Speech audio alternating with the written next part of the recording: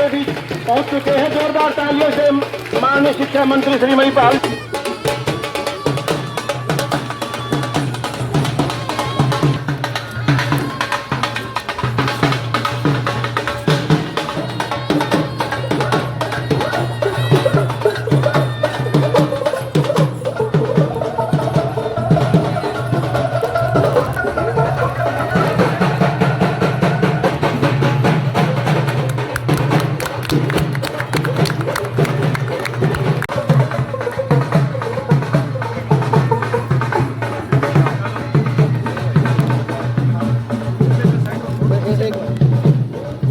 वही पधार चुके हैं।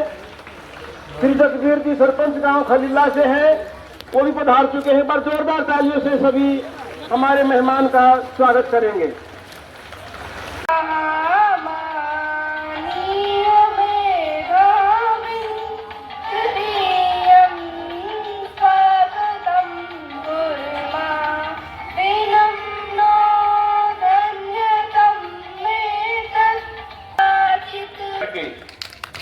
श्री सुरेंद्र सिंह जी ने गांव के विकास के लिए अपना जगवीर जी सरपंच गांव खलीला और माननीय जिला शिक्षा अधिकारी महोदय को शॉल भेंट करके हमारे सरपंच साहब बहुत बहुत धन्यवाद।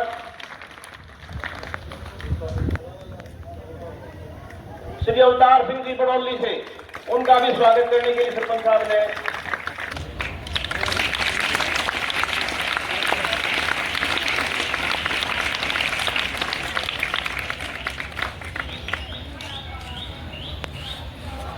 बजाओ ताली। महोदय श्री महिपाल जी ढांडा, श्री रणदीप जी कादियान सरपंच सेवा, माननीय जिला शिक्षा अधिकारी बानुरचान, सभी के अजीज हमारे आज के मुख्य अतिथि श्री महिपाल ढांडा जी, शिक्षा मंत्री हरियाणा सरकार, डीपीसी मैडम श्रीमती नीलम कुंडू जी और हमारे सिवा गांव से सरपंच श्री रणदीप जी व अन्य गांव से आए गणमान्य व्यक्ति और गांव से आए दीवाना गांव से आए सभी अभिभावकगण, अन्य मौजूद व्यक्ति व प्यारे बच्चों, तो आज सभी बच्चे व पूरा विद्यालय बड़ी बेसब्री से बहुत दिनों से लगभग फरवरी से इंतजार कर रहा था और आज मंत्री जी ने अपने कर कमलों द्वारा अपने जो विद्यालय में नया भवन बना है उसका उद्घाटन किया है। तो इसके लिए हम मंत्री जी का सभी की तरफ से बहुत बहुत आभार करते हैं।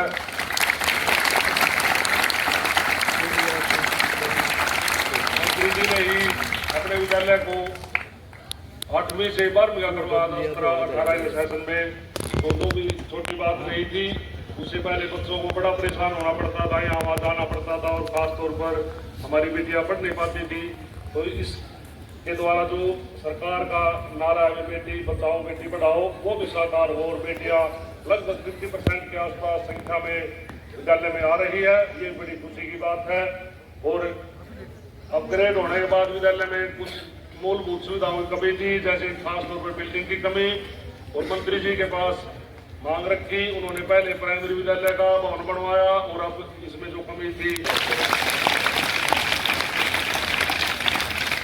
तो मैं आपको बताना चाहूँगा कि इसके साथ साथ हमने विद्यालय की तरफ से सरपंच साहब के माध्यम से, विभाग के माध्यम से एक मांग रखी थी कि विद्यालय में हॉल की आवश्यकता है और एक यहाँ पर प्रेयर सेट की आवश्यकता है और एक पार्क की। तो मंत्री जी ने उस काम को भी चंडीगढ़ से मंजूरी दिलवा दी है और वो बहुत जल्द वो भी हमारे विद्यालय में मिलाएंगे। तो आज मैं कह सकता हूँ कि विद्यालय में जो मूलभूत सुविधाएं हैं वो कोई भी कमी नहीं है विद्यालय में। भवन से लेकर बाकी सारी चीजें, स्टाफ से लेकर सब कुछ यहाँ पर पूरा है और पढ़ाई बिल्कुल अच्छे से चल रही है। और हमारा जो परीक्षा परिणाम है पिछले वर्ष 2024-25 का, वो 12वीं कक्षा का भी 100% रहा और लगभग आधे बच्चों ने मेरिट प्राप्त की। और इसी प्रकार 10वीं का भी हमारा परीक्षा परिणाम बहुत अच्छा रहा। और इसके साथ साथ जो गांव की बेटियां हैं वो फुटबॉल खेलने में रुचि लेती हैं और लगभग हर वर्ष कई बेटियां जो राज्य स्तरीय टीम है उसमें वो शामिल होती हैं और लगभग 1-2 बेटियां नेशनल लेवल पर भी खेलती है। तो ये भी मैं मंत्री जी को बताना चाहूँगा कि बेटियां भी हमारी पीछे नहीं है। और मैं इसके साथ साथ आपको एक बात और बताना चाहूँगा कि अगर हम किसी को रोल मॉडल माने तो हमारे मंत्री जी से बड़ा रोल मॉडल हमारे लिए कोई हो नहीं सकता। क्योंकि मैं करता हुआ मंत्री जी में कॉलेज टाइम से ही था। ये कॉलेज में भी मुझे याद है जो समस्याएं थी छात्रों की छोटी छोटी, उसको पुलिस प्रशासन के सामने लेकर जाते थे और उसको बात को ठीक करवाते थे, सभी हेल्प करते थे। और वहीं से इन्होंने मेहनत की और बच्चों आप भी देख सकते हो कि उस मेहनत के बल पर इन्होंने बहुत मेहनत की है। आज ये किस मुकाम पर है, तो आप भी इनसे बहुत कुछ सीख सकते हो। मैं माननीय शिक्षा मंत्री महोदय को और हमारे शिक्षा विभाग के आला अधिकारीगण को बताना चाहूंगा कि हमारे विद्यालय की मिनित और संगीता और गुंजन, उन्होंने अंडर 14 और अंडर 17 में सिल्वर और गोल्ड मेडल प्राप्त करके राष्ट्रीय स्तर पर फुटबॉल प्रतियोगिता में इस गांव का नाम ऊंचा किया और श्री गोविंद जी लाकड़ा के नेतृत्व में उन्होंने खेल प्रदर्शन किया। तो बच्चों के मंगल में भविष्य की हम सभी कामना करते हैं। अब मैं माननीय जिला शिक्षा अधिकारी महोदय श्री राकेश जी से निवेदन करूंगा कि वो आए और अपने विचार रखें। धन्यवाद सर। निश्चित रूप से आज का दिन हमारे लिए, विद्यालय के लिए बहुत ही गौरवान्वित है।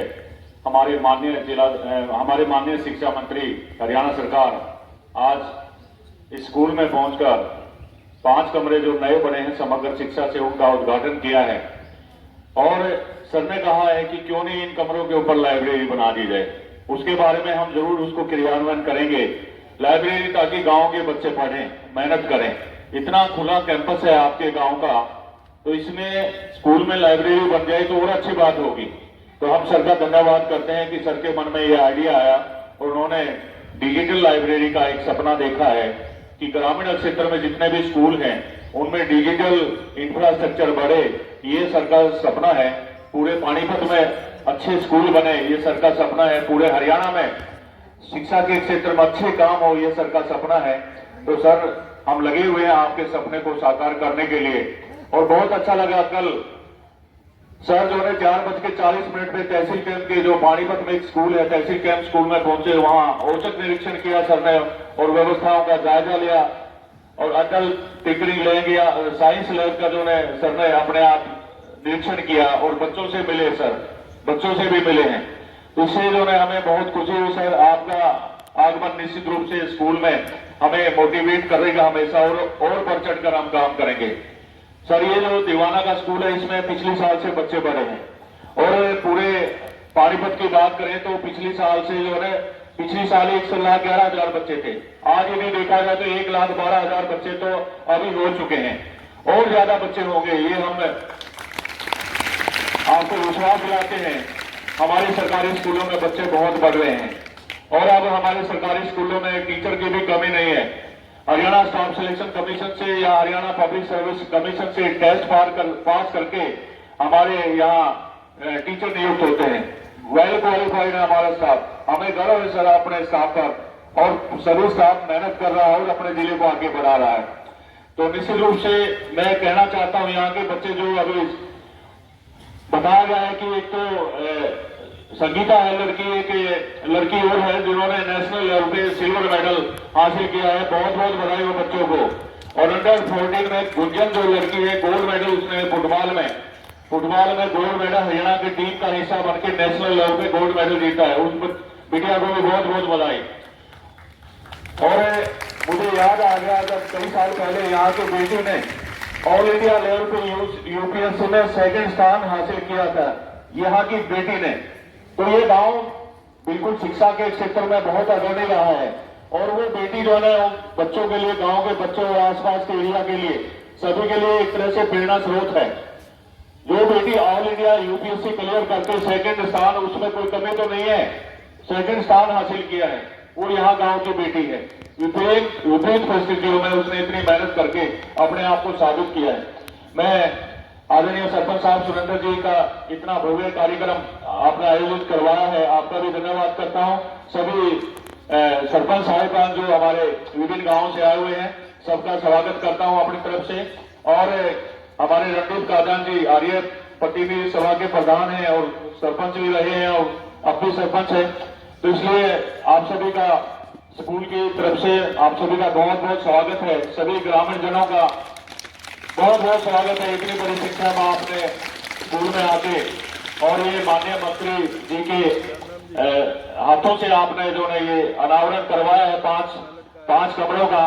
और भी बहुत ज्यादा मंत्री जी ने बोला है कि और भी स्कूल को और जितने भी पानीपत के स्कूल हैं उनको और अच्छा बनाने का प्रयास करेंगे। और अब मैं ज्यादा तो निश्चित रूप से सर आपका मार्गदर्शन हमेशा हमें मिलता रहता है और हम लगातार लगे रहते हैं इन बच्चों के भविष्य के लिए। हम इन बच्चों की क्वालिटी एजुकेशन पे पूरा ध्यान दे रहे हैं। हमने इंस्पेक्शन जुलाई के महीने से ही शुरू कर दिया है। जुलाई के महीने से ही सभी डीओ, डिप्टी डीओ और मैं खुद और डीडब्ल्यू साहब जो है विभिन्न स्कूलों में जा रहे हैं, पूरा दिन स्कूल में रहते हैं और इन बच्चों की कापियां चेक करना, इनकी किताबें चेक करना, इनका काम चेक करना, होमवर्क चेक करना और जो कमी है वो स्कूल को बताना, ये काम हमने जुलाई महीने से ही शुरू कर दिया सर। और निश्चित रूप से हमारे बच्चे आगे बढ़ रहे हैं, पेरेंट्स भी सेटिस्फाई है। हम कोई भी प्रतियोगिता होती है, चाहे वो मिशन बुनियाद होता है, चाहे सुपर 100 होता है, चाहे एनएमएमएस की प्रतियोगिता है, चाहे नवोदय विद्यालय की प्रतियोगिता है, चाहे सैनिक स्कूल की प्रतियोगिता है, चाहे जो है डॉक्टर जो बच्चे जो है सुपर 100 का जो कार्यक्रम है वो बच्चे 10वीं में वो बच्चों को पेपर देना होता है और अच्छे बच्चे जो है विकल फाउंडेशन कुरुक्षेत्र से सरकार हमारी विभाग ने और सरकार ने जो है निश्चित रूप से बच्चों को उनके सपनों को साकार करने के लिए हमेशा लगे रहते हैं और बच्चे डॉक्टर भी बन रहे हैं और बच्चे जो है इंजीनियरिंग में भी जा रहे हैं, बच्चे आईआईटी में भी जा रहे हैं। सर आपके नेतृत्व में हरियाणा आगे बढ़ रहा है और हम और आपके लिए जो हना की जलेबी लेकर के आई है, बहुत बहुत धन्यवाद। अब मैं दुष्यंत कुमार ने लिखा था, हो गई है पीर पर्वत सी अब पिघलनी चाहिए, इस हिमालय से कोई नई गंगा निकलनी चाहिए। सिर्फ हंगामा खड़ा करना मेरा मकसद नहीं है, मेरी कोशिश है कि ये सूरत बदलनी चाहिए। तेरे सीने में ना सही मेरे सीने में सही, हो कहीं भी आग लेकिन आग जलनी चाहिए, आग जलनी चाहिए। और उसी प्रकार माननीय अटल बिहारी वाजपेयी जी ने लिखा था, आहुति बाकी यज अधूरा अपनों के विघ्नों ने घेरा, नव दधीची हड्डियां जलाएं, आओ फिर से दिया जलाएं, आओ फिर से दिया जलाएं। माननीय शिक्षा मंत्री श्री महिपाल जी ढांडा, उनसे निवेदन करूंगा कि आइए और अपने विचार रखिए, क्योंकि चौधरी छोटू राम के बारे में बोला था, गुलामी में न शमशीलें न तदबीरें काम आती हैं, उठ जाती है निगाहें मर्दे मोमिन की तो तकदीरें बदल जाती हैं, तकदीरें बदल जाती हैं। आज आप सबके बीच में आना मेरे लिए बहुत सौभाग्य की बात है। हिंदुस्तान ने दुनिया में एक बहुत बड़ा चैलेंज स्वीकार किया है। जब सारी दुनिया में युद्ध हैं, एक दूसरे पर कब्जा करने की होड़ है, लोग मार काट पर उतारू, संवेदनाएं मर गई हों, ऐसे माहौल में दुनिया को कहा है कि हम किसी को डिस्टर्ब नहीं करेंगे। सारी दुनिया के सामने लिया है। हमें दुनिया के लोग कहते रहे कि 10 साल पहले हम आपको कहते थे उठ जाओ उठ गए, बैठ जाओ बैठ गए, हम जो लिखते थे वही तुम करते थे। तुम्हारी हैसियत कैसे बढ़ गई, तुमने सपने कैसे देख लिए। दुनिया में भारत वही करेगा जो दुनिया के ताकतवर देश बोलेंगे। इसी बीच भारत की परिपक्व राजनीति ने कहा, वो दिन चले गए, वो दिन चले गए। अब भारत वही करेगा जो भारत के 140 करोड़ जनता बोलेगी। भारत वही करेगा जो भारत की एक प्रतिभा दुनिया के लोग कहते थे अगर कोई महामारी आ जाए तो ये जो विकसित देश हैं, यही देश दुनिया को अगर कुछ देंगे तो बहुत ऑथेंटिक होगा। यही सत्य है। बस भारत ने इस मिथ्या को तोड़ा। भारत के नौजवान डॉक्टरों ने, नौजवान साइंटिस्टों ने, वैज्ञानिकों ने इस बात को स्वीकार किया कि हम लोग इस चुनौती से निपटने के लिए तैयार हैं। निपट गए? निपट ही नहीं गए। दुनिया की सबसे ऑथेंटिक कोरोना की दवाई बनाकर सारी दुनिया को दी, सारी दुनिया को दी। भारत के इस साहस को सारी दुनिया ने इसलिए सराहा कि भारत के पास अपना क्या है जो ये दे रहा है। भारत के पास दुनिया की सबसे ज्यादा घनी जवानी है। ये दुनिया के लोगों को सोचना पड़ेगा, समझना पड़ेगा। सबसे ज्यादा जवान अगर दुनिया में किसी देश में है तो उस देश का नाम भारत है। और ये भारत का नौजवान जब कुछ भी चीज ठान लेता है उसको पूरा करके मानता है। भारत के नौजवान ने तय किया कि हम लोग दुनिया में चंद्रमा पर, उत्तरी ध्रुव पर दुनिया गई होगी, हम दुनिया का रुख मोड़ेंगे। नए साइंटिस्ट, नए बच्चे और बच्चियां ऐसा कमाल किया कि दक्षिण ध्रुव पर भी शिव शक्ति स्थान बना के भारत का झंडा गाड़ दिया। ये भारत की बहुत बड़ी उपलब्धियों में है। इतना ही नहीं है भाई, भारत के नौजवान ने जब एक चीज मन में ठान ली तो वो उसको पढ़ता है, उस पर शोध करता है, उस पर एक्सपेरिमेंट पे एक्सपेरिमेंट करके दुनिया के सामने अपनी प्रतिभा का लोहा मनवाता है। कोई सोच सकता है कि सूरज की तरफ भी कोई चल सकता है क्या? कभी किसी ने सोचा? भारत के इस नौजवान ने सोचा और सोच के कहा कि हम सूर्य की तरफ भी अपने कदम बढ़ाएंगे और वहां भी भारत के झंडे को गाड़ने का अथक प्रयास करेंगे। और मुझे पूरी उम्मीद है कि हिंदुस्तान के ये नौजवान साइंटिस्ट भारत के 140 करोड़ लोगों के आशीर्वाद के दम पर इस काम को भी कर सकेगी। हमें पूर्ण विश्वास है, पूर्ण विश्वास है। इसलिए मैं आप सब अपने छोटे भाई और बहनों को कहना चाहता हूं, भाई आपके दम पर भारत को बहुत कुछ करना है, बहुत कुछ। पता है क्या करना है? भारत का एक सर्वश्रेष्ठ विचार है, उस विचार के दम पर दुनिया का कल्याण करना है। वो भारत का विचार आप सबको पता है क्या है।